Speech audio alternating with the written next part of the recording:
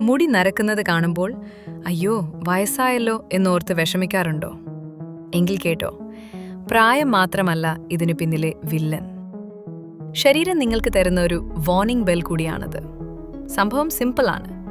നമ്മുടെ തലയിൽ മുടിക്ക് കറുപ്പ് കളറടിക്കുന്ന ഒരു പെയിന്റ് ഫാക്ടറിയുണ്ട്.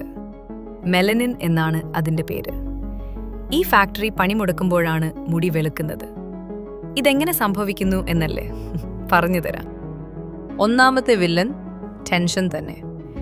നമ്മൾ അനാവശ്യമായിട്ട് ഓവർ സ്ട്രെസ് എടുക്കുമ്പോഴും പോഷകമുള്ള ഭക്ഷണം കഴിക്കാതെ വറുത്തതും പൊരിച്ചതുമൊക്കെ വാരി വലിച്ചു തിന്നുമ്പോഴും നമ്മുടെ ശരീരത്തിലെ മെലനോസൈറ്റുകൾ എന്ന കോശങ്ങൾ തളർന്നു പോകും.